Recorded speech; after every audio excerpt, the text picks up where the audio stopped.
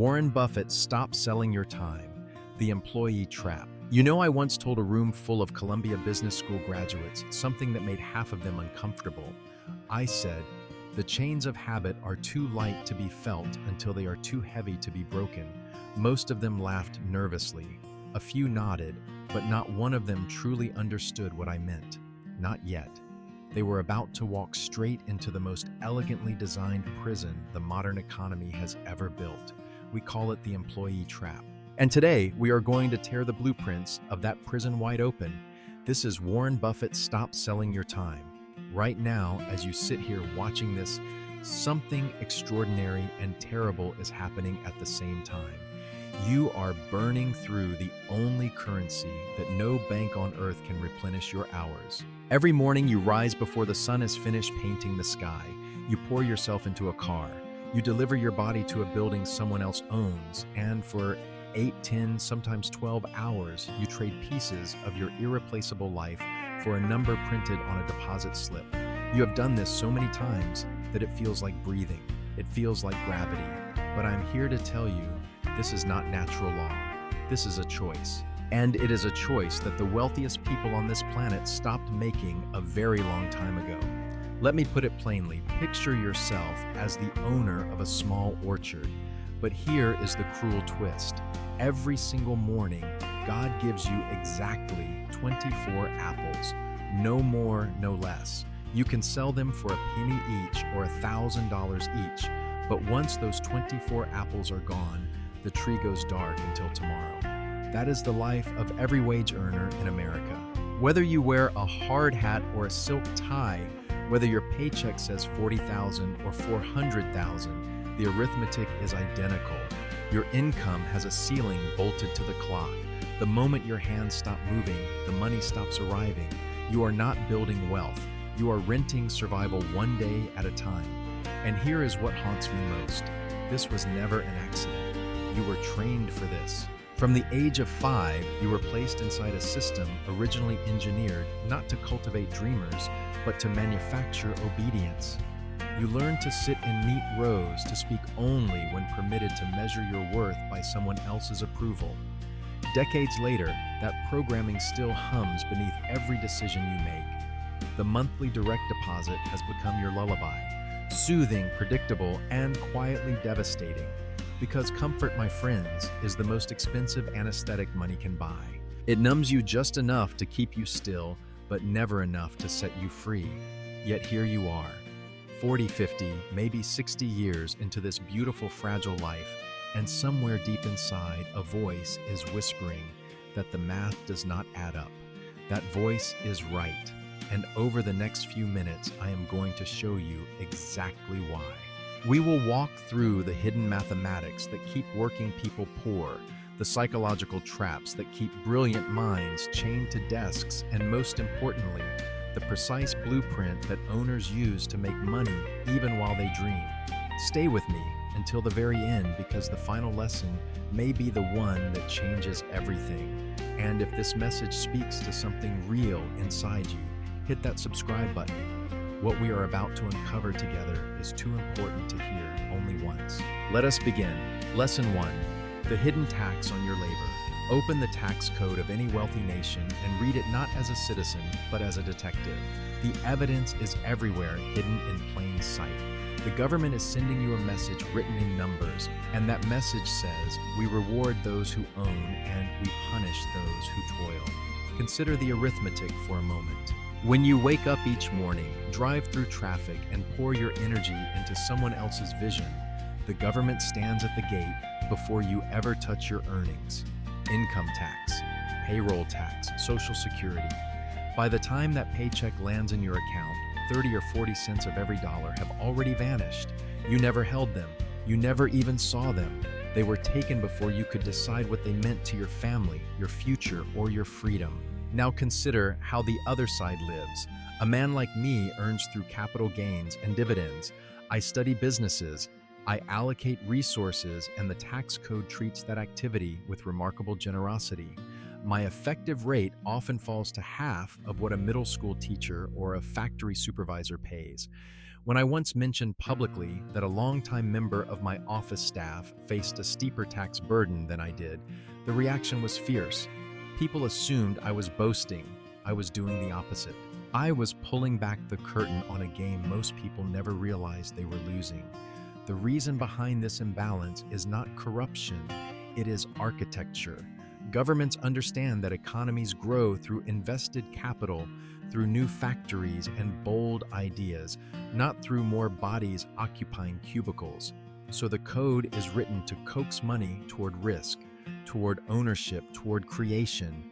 If you sit safely inside a salary, you pay the premium. If you step into the arena of equity, the system becomes your ally. This single insight can reshape decades of financial decisions. Stop chasing higher wages and start pursuing ownership, because every dollar earned through a paycheck arrives already wounded, while every dollar earned through equity arrives almost whole. The tax code is not your enemy, it is a map, and right now you are reading it upside down. Lesson 2: the quiet thief called inflation. Nobody warns you about the timing. That is what makes inflation so brilliantly cruel. Everyone understands the basic idea when central banks flood the economy with freshly printed currency prices climb. But what almost no one grasps is the order in which those prices climb. And that order is where fortunes are silently stolen from hardworking people every single decade. The moment new money enters the system, it does not spread evenly like rain across a field. It pools at the top first. Stock prices surge. Real estate valuations swell. Portfolios belonging to owners and investors grow fatter overnight, almost as if someone whispered the secret to them before anyone else heard the news. Wealth at the top expands instantly, effortlessly, automatically. Then weeks and months later, the ripple finally reaches your grocery store. Milk costs more. Gasoline climbs. The electric bill creeps upward. Suddenly, the life you could comfortably afford last January feels slightly out of reach by September, and through all of this, one number remains stubbornly frozen in place: your salary. Economists have a clinical term for this. They call wages sticky, meaning they resist movement even when everything around them is shifting. Your employer does not rush to match the rising tide. Instead, he watches, he calculates, and perhaps a year or two later, he offers you a modest 3% adjustment. By then, the real cost of living has already galloped ahead by 8 or 10%. You accept the raise with gratitude, never realizing you are actually poorer than you were before it arrived. This is the race that no wage earner can win. You are sprinting on a treadmill while the ground beneath you accelerates in the opposite direction. Every hour you sell is paid in a currency that quietly loses its meaning between one paycheck and the next. Meanwhile, those who hold assets, who own pieces of businesses and parcels of land, ride the wave instead of drowning beneath it. Their wealth reprices upward in lockstep with every dollar the government creates. So ask yourself a painful but necessary question. Which side of this equation do you want to occupy for the next 20 years? The side that always arrives late to the party, or the side that set the table before the guests even knew there was a celebration? Lesson 3. The ceiling of hours versus the power of multiplication. Two kinds of mathematics govern how money flows into your life, and most people never pause long enough to notice that they have chosen the wrong one. The first is the math of time. It operates in a straight, merciless line. 1 hour produces 1 unit of income. 10 hours produce 10. If you desire twice the reward, you must sacrifice twice the hours. The logic seems fair until you collide with an immovable wall. The day contains only 24 hours, and your body demands sleep, rest, and recovery from at least a third of them. No matter how talented you are, no matter how fiercely you hustle, your earning potential has a ceiling nailed to the clock. You cannot outwork this equation. It is not a question of discipline. It is a question of physics. The second kind of math is exponential, and it plays by entirely different rules. When you own a system, that system does not sleep, does not tire, and does not ask for weekends off. See's Candies ships boxes of chocolate to customers across the country, whether I visit the factory or not. Geico processes thousands of insurance policies while I sit in my office reading annual reports. The income generated by ownership is not tethered to my presence. It is tethered to the efficiency of the machine itself. Now apply this lens to your own life. If you are a brilliant surgeon, your skill commands tremendous respect. But the moment illness strikes, the moment your hands can no longer perform, your revenue evaporates overnight. You are one misfortune away from zero. Contrast that with a person who builds a telemedicine platform. That platform serves patients at 3 in the morning on holidays across state lines without requiring its creator to be awake or even alive. One path is a straight road with a dead end. The other is a river that branches into 1,000 streams, each one carrying value further than you could ever walk alone. The shift from trading hours to owning outcomes is not optional if you want lasting prosperity. It is the dividing line between those who work for money and those whose money works for them.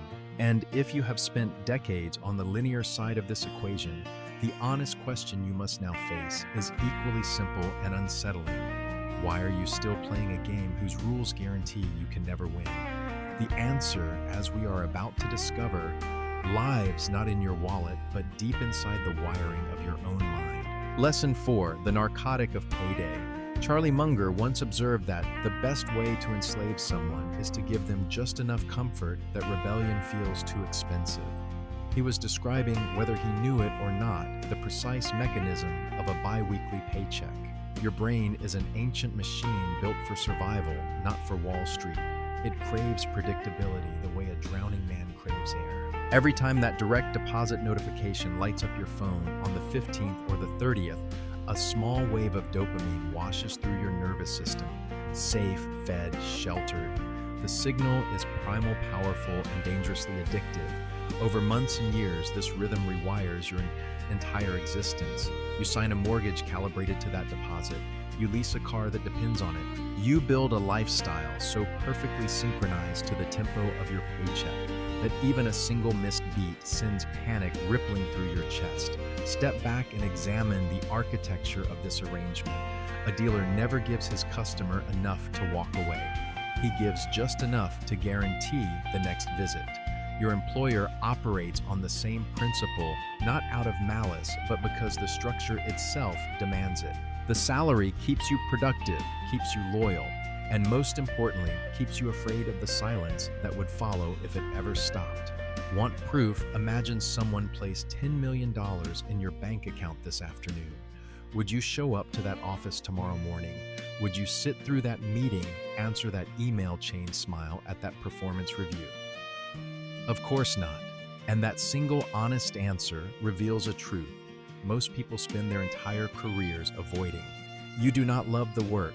You are dependent on the rhythm. The cost of this dependency is staggering, and it cannot be measured in dollars alone. I have watched extraordinarily gifted individuals, people with the minds to reshape industries, accept golden handcuffs at prestigious firms. They were seduced by the six-figure drip, the corner office, the annual bonus. 2 decades later, they sit exhausted in expensive chairs, surrounded by possessions that own them more than they own anything. They surrendered the extraordinary life they could have built for the ordinary comfort of knowing exactly when the next deposit would arrive. Lesson 5, the metal of exhaustion. I insist on a lot of time being spent almost every day to just sit and think. I have repeated those words in countless interviews, and almost every time the audience looks puzzled. In a culture that worships motion, the idea of sitting still feels almost criminal. Yet that single habit has been worth more to my net worth than any meeting I have ever attended. Walk into any office in America and ask someone how their week is going. The answer arrives like a reflex swamped, buried, drowning in deadlines. Listen carefully to the tone. It is not a complaint. It is a boast. Exhaustion has become the unofficial currency of professional respectability. The more overwhelmed you appear, the more valuable you must be. At least that is what the employee mindset wants you to believe. But from where I sit in Omaha, this logic is perfectly upside down. Busyness is not evidence of importance. It is evidence of poor prioritization. It reveals a mind so consumed by urgent tasks that it has no room left for the important ones. My schedule contains vast stretches of emptiness hours reserved for nothing except reading, reflecting, and letting ideas collide in silence.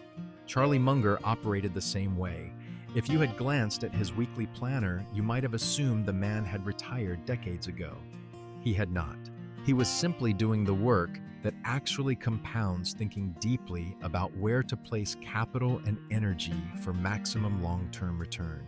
The employee fills every slot on the calendar because an empty slot feels dangerous, feels lazy, feels like proof of irrelevance. So meetings multiply, emails breed, reports get written that no one reads.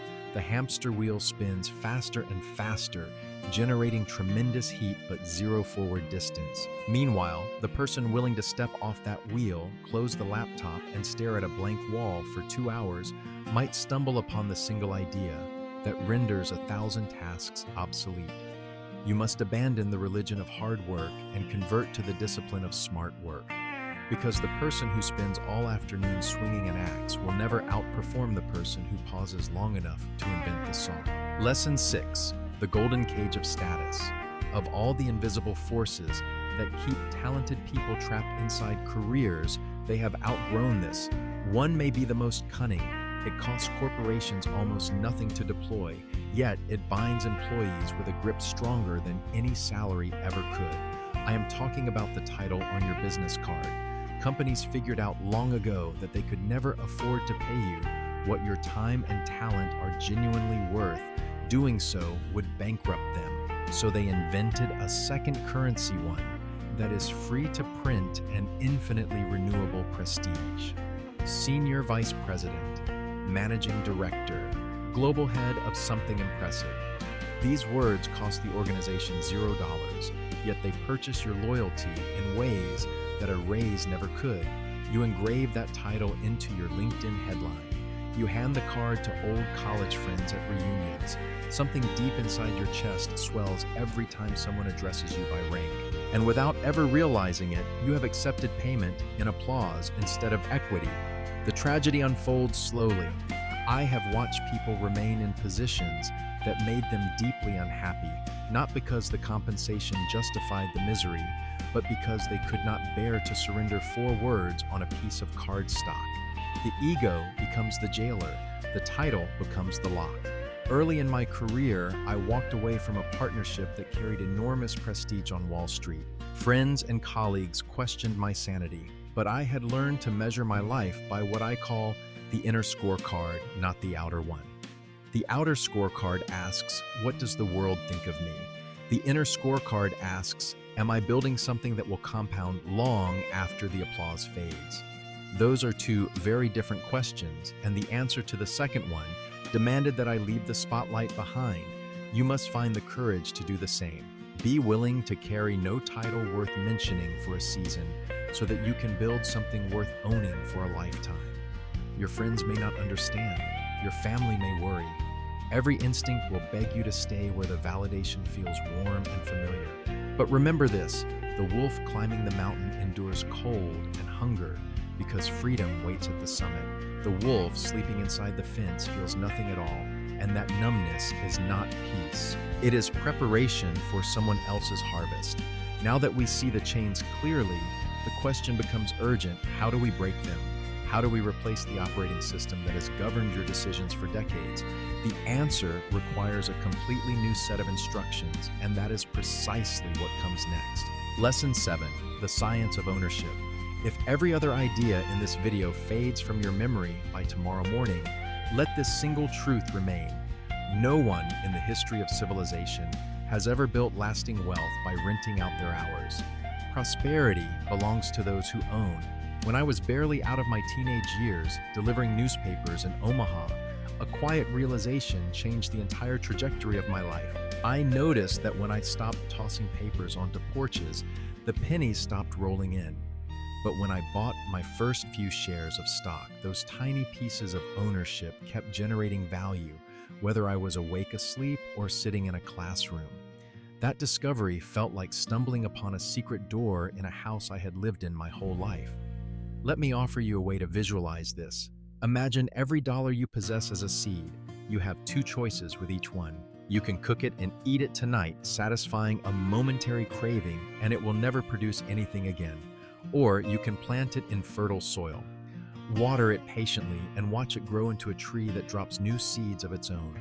Those new seeds take root, sprout their own branches, and before long, an entire orchard stands where a single seed once lay. Most people consume every seed the moment it arrives. They trade dollars for gadgets, for upgrades, for things that lose value the instant they are unwrapped. The owner thinks differently. The owner goes hungry today so the orchard can feed generations. And the remarkable beauty of our era is that you do not need to build the orchard from bare soil. The stock market grants you something almost miraculous, the ability to purchase a fraction of enterprises built by the most brilliant minds alive. I never engineered a single product at American Express. I never served a customer at Dairy Queen. Yet because I acquired ownership stakes in those companies, every transaction they process, every Sunday they serve, sends a sliver of profit back to me. That is the astonishing power of equity. It transforms you from a person who works for money into a person whose money works tirelessly, relentlessly, and without complaint long after you have left the building for the evening. Lesson 8, the new leverage that requires no gatekeeper. For 50 centuries, the path to extraordinary wealth ran through only two narrow gates. The first was labor. You hired hands, organized teams, and multiplied your output through other people's effort. But managing human beings is messy, expensive, and emotionally draining. The second gate was capital.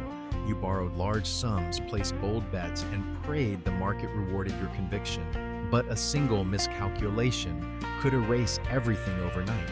Both paths demanded permission. You needed bankers willing to lend workers, willing to follow, and institutions willing to trust you before you could even begin. Then something extraordinary happened. Quietly, without fanfare, the modern era delivered a third form of leverage, so powerful that it has minted more new millionaires in the past 2 decades than the previous 200 combined. We might call it infinite duplication at zero cost. It comes in two forms, software and digital content. Consider the economics for a moment. A programmer spends 3 months building an application. The effort is real, the hours are long, the creative energy is immense. But once that application exists, it can be downloaded by one person or 100 million people, and the cost of serving each additional user is essentially nothing. A creator records a single piece of educational content. The labor happens once, yet that content can reach audiences across 6 continents at 3 in the morning on holidays during snowstorms without its maker lifting a finger ever again. This is the revolution that most people over 40 have not yet fully absorbed. You no longer need a board of directors to approve your ambition. You no longer need a lending officer to believe in your vision. A laptop, an internet connection, and the willingness to create something valuable are the only requirements. The gatekeepers have lost their gates. If you are still exchanging your precious hours for dollars, in a one-to-one transaction, you are wielding a wooden sword in an age of guided missiles. The world now rewards those who build once and benefit endlessly. Your task is to create something, anything that continues to deliver value, long after your hands have left the keyboard and your eyes have closed for the night. Lesson 9, building machines that solve problems for you.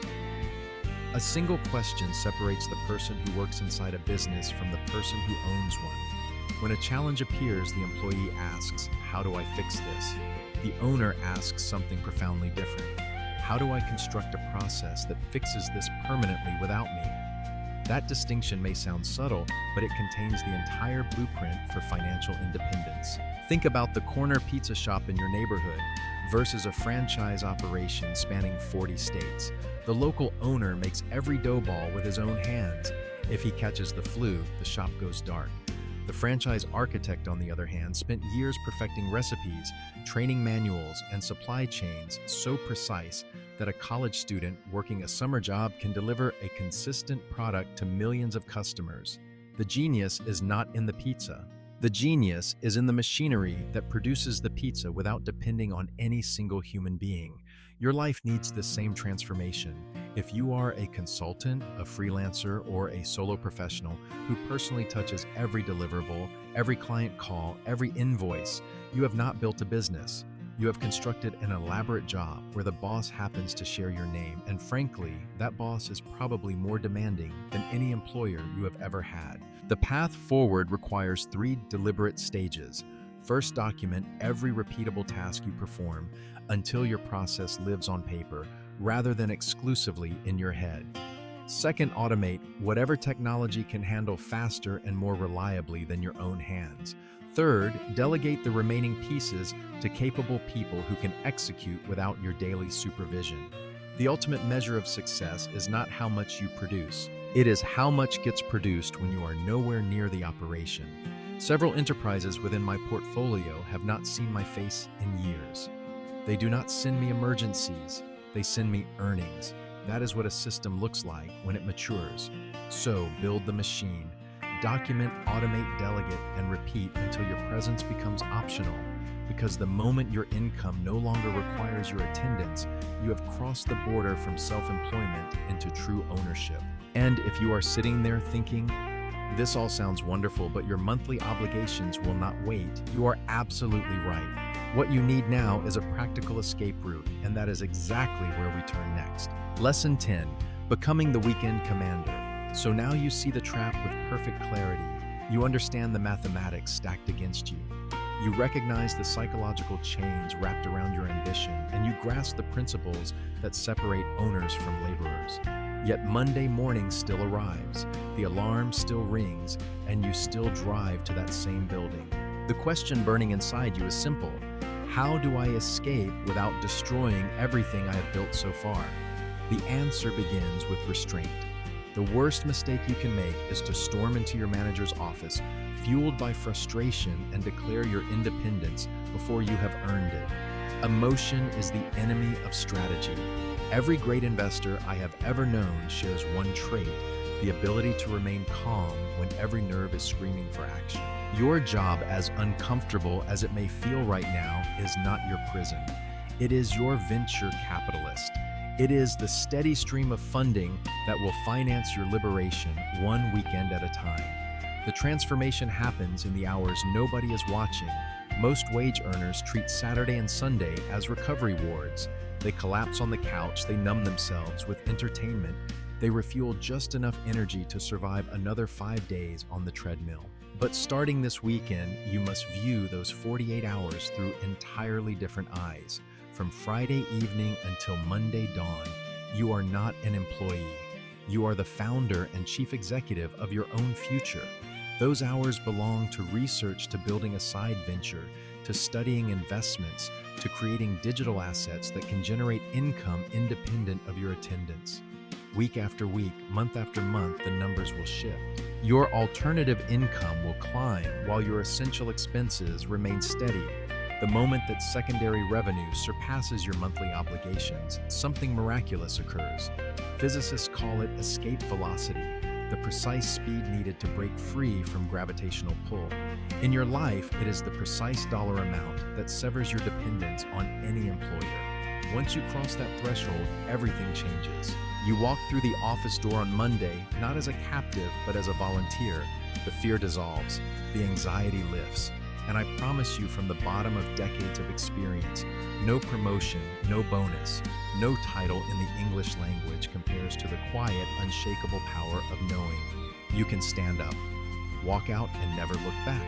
Lesson 11, the seduction of the next rung. Just when momentum begins to build, just when your side venture starts showing its first signs of life and the mathematics of freedom finally tilt in your favor, expect the system to make its most persuasive counteroffer. It will arrive disguised as recognition. Your supervisor will call you into a corner office, smile warmly, and present you with a promotion, a raise, perhaps a grander title etched onto heavier cardstock. Every instinct in your body will urge you to accept. You must refuse. I know how that sounds. Turning down more money feels irrational, almost reckless. But examine what the promotion actually purchases. It buys deeper entanglement. A higher salary comes packaged with longer hours, weightier responsibilities, and a level of mental commitment that leaves almost nothing for the empire you are quietly constructing on the side. The company is not rewarding your excellence. It is bidding for your captivity. They have sensed, perhaps unconsciously, that your energy is shifting, that your eyes are looking beyond the office walls, and they are offering just enough sweetness to lure you back into full dependence. I once watched a deeply talented man in the insurance industry spend 30 years chasing the next promotion. Each new title brought a slightly larger paycheck and a significantly heavier burden. By the time he reached the executive floor, he had sacrificed his health, his marriage, and every entrepreneurial instinct he once possessed. He stood at the top of a ladder only to discover it had been leaning against a building he never wanted to enter in the first place. Do not repeat that story. Give your employer honest work for honest pay. Fulfill your obligations with integrity and professionalism. But guard your finest thinking, your deepest creativity, and your most ambitious hours for yourself. Be content to appear ordinary inside those office walls so that you can become extraordinary outside of them. The world does not remember who climbed highest on someone else's structure.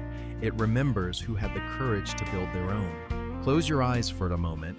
Picture yourself at 90, settled into a rocking chair on a quiet porch as the evening sun paints the sky in amber and gold. Your hands can no longer build. Your legs can no longer chase. All that remains is memory and the weight of choices made long ago. In that stillness, what will ache more deeply? That you never climbed to some executive floor with a fancier nameplate, that you never parked a slightly more expensive car in your driveway at 35, or that you poured 4 precious decades into constructing someone else's cathedral while the blueprints for your own masterpiece yellowed in a forgotten drawer. I have accumulated more wealth than most people can imagine. Yet I remain powerless against the one currency that matters above all others. I cannot purchase yesterday, neither can you, but you hold something I would trade a fortune for this moment, right now, still unspent. The cage has always had an open door. The only lock was your hesitation. Step through it. Choose to think. Choose to own. Choose to live on your terms before the rocking chair arrives. If this message stirred something real inside you, leave a comment telling me which lesson hit the hardest. Hit that like button so others can find this video and subscribe so you never miss what comes next. Your future self will thank you.